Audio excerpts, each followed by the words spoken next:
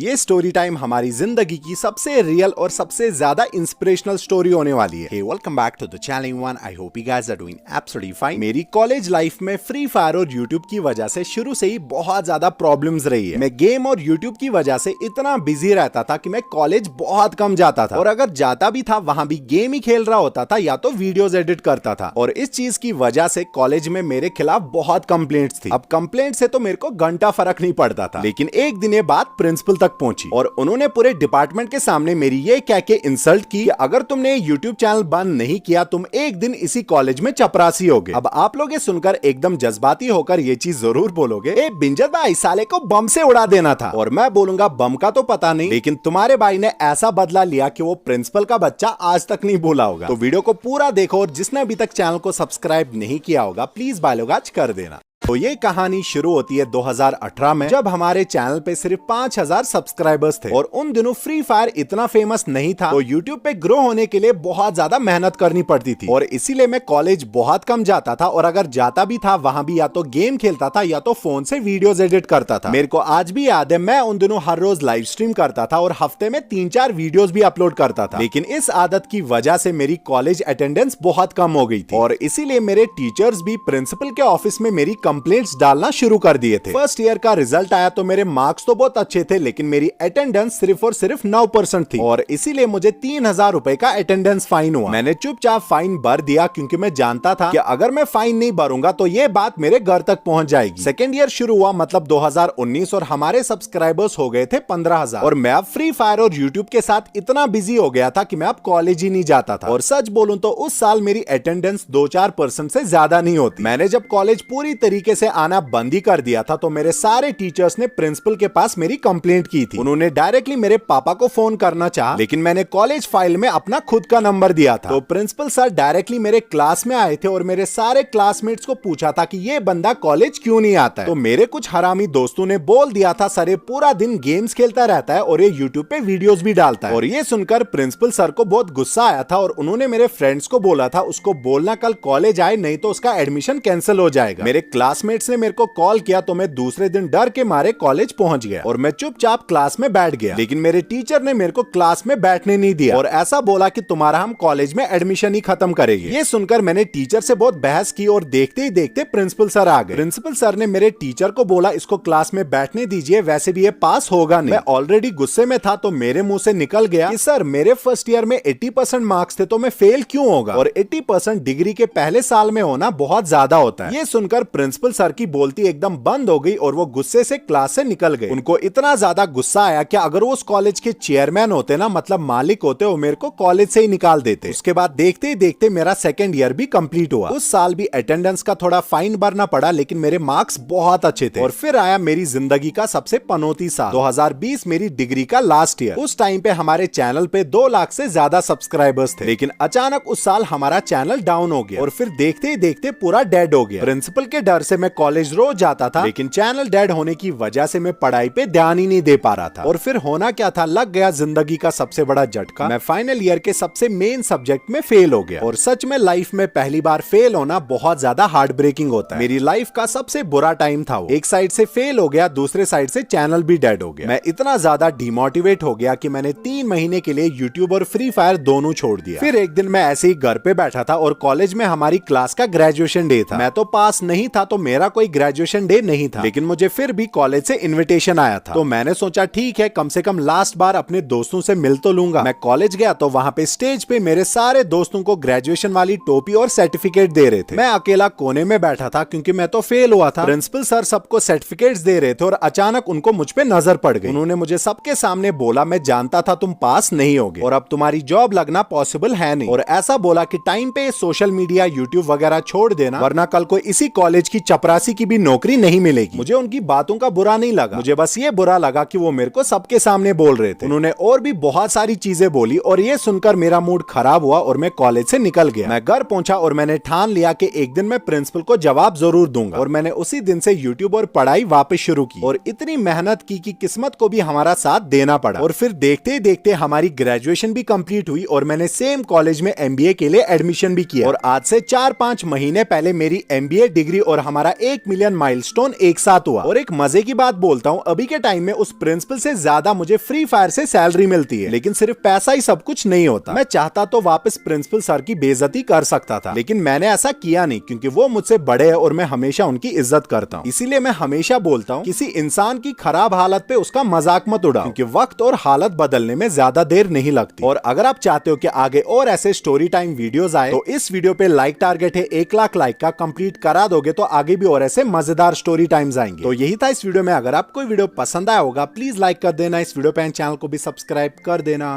Bye bye.